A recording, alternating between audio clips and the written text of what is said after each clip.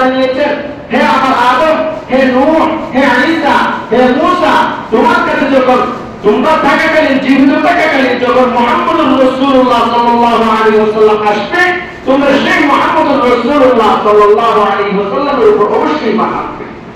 বিশেষভাবে নবীদেরকে আল্লাহ তাআলা নির্দিষ্ট করে এই আয়াত নাযিল করেছেন। এই আয়াতের মধ্যে আল্লাহ বলতেছেন, ওয়া ইযা আখাযাল্লাহু মিসাকান নাবিয়্যিন, আল্লাহ রাব্বুল আলামিন সমস্ত নবী থেকে হযরত আদম আলাইহিস সালাতু ওয়াস সালাম থেকে ঈসা আলাইহিস সালাতু ওয়াস সালাম পর্যন্ত সমস্ত নবী থেকে ওয়াদা নিয়েছেন। তাদেরকে আল্লাহ তাআলা ওয়াদা নিয়েছেন, চুক্তি নিয়েছেন, তাদেরকে বলতে বলেছেন এই কথা, লামা আতাইতুকুম মিন কিতাবিন ওয়া হিকমাহ থুম্মা জাআকুম রাসূলুম মুসাদ্দিকুন লিমা মা'akum লাতু'মিনুন্না বিহি ওয়া লাতানসুরুন্নাহ, যখন তোমাদের কাছে আমার পক্ষ থেকে কোনো মাকাম আসবে, কিতাব আসবে, ওহী আসবে, আমার পক্ষ থেকে কোনো কিতাব আসবে, অতঃপর তোমাদের কাছে যখন তোমাদের পরে কোনো নবী আসবে, ওই নবীকে তোমরা লাতু'মিনুন্না বিহি ওয়া লাতানসুরুন্নাহ, তোমরা অবশ্যই অবশ্যই সেই নবীর উপরে ঈমান আনবে এবং সেই নবীকে সাহায্য করবে।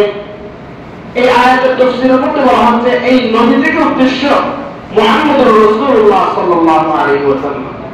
হযরত আদম আলাইহিস সালাম থেকে ঈসা আলাইহিস সালাম পর্যন্ত সমস্ত নবী থেকে আল্লাহ তাআলা ওয়াদা নিয়েছেন, হে আমার আদম, হে নূহ, হে ঈসা, হে মূসা, তোমার কাছে যখন তোমরা থাকাকালীন, জীবিত থাকাকালীন যখন মুহাম্মদুর রাসূলুল্লাহ সাল্লাল্লাহু আলাইহি ওয়াসাল্লাম আসবে, তোমরা সেই মুহাম্মদুর রাসূলুল্লাহ সাল্লাল্লাহু আলাইহি ওয়াসাল্লামের উপর অবশ্যই ঈমান আনবে।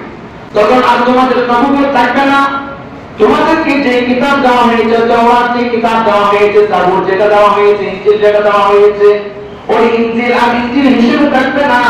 যদিও বা ইনজিল হিসেবে আল্লাহ রাব্বুল আলামিনের কিতাব হিসেবে থাকে, কিন্তু ওই শরীয়ত রহিত হয়ে যাবে। যখন এই তোমাদের কাছে নবী আসবে মুহাম্মদুর রাসূলুল্লাহ সাল্লাল্লাহু আলাইহি ওয়াসাল্লাম, তখন তোমাদের উপর ওয়াজিব হবে লাতু'মিনুন্না বিহি, সেই মুহাম্মদুর রাসূলুল্লাহ সাল্লাল্লাহু আলাইহি ওয়াসাল্লামের উপর তোমাদের ঈমান আনতে হবে। শুধু ঈমান আনলে হবে না, ওয়া লাতানসুরুন্নাহ, এবং মুহাম্মদুর রাসূলুল্লাহ সাল্লাল্লাহু আলাইহি ওয়াসাল্লামকে সহযোগিতা করতে হবে। এই মুহাম্মদুর রাসূলুল্লাহ সাল্লাল্লাহু আলাইহি ওয়াসাল্লাম যখন আসলেন, দীর্ঘ 13 বছর পর্যন্ত কষ্ট করে রাসূলুল্লাহ সাল্লাল্লাহু আলাইহি ওয়াসাল্লাম ঈমানের দাওয়াত দিলেন। পরিশেষে একসময় মুহাম্মদুর রাসূলুল্লাহ সাল্লাল্লাহু আলাইহি ওয়াসাল্লাম আল্লাহ রাব্বুল আলামিনের দরবারে দোয়া করলেন, হে আল্লাহ, এই ইসলামকে আপনি ওমর ইবনে খাত্তাব রাদিয়াল্লাহু তাআলা অথবা আবু জাহলের মাধ্যমে আপনি কি করেন, এই ইসলামকে আপনি সহযোগিতা করেন, ইসলামকে আপনি শক্তিশালী করেন। আল্লাহ রাব্বুল আলামিন হযরত ওমর ইবনে খাত্তাব রাদিয়াল্লাহু তাআলা দোয়া, তার বিশেষ দোয়া আল্লাহ তাআলা কবুল করেছেন। পরিশেষে তার পরের দিনে হযরত ওমর ফারুক রাদিয়াল্লাহু তাআলা ঈমান আনলেন। লম্বা ঘটনা। এই কথা বলার পর আল্লাহ তাআলা তাদের থেকে একটা নির্দেশ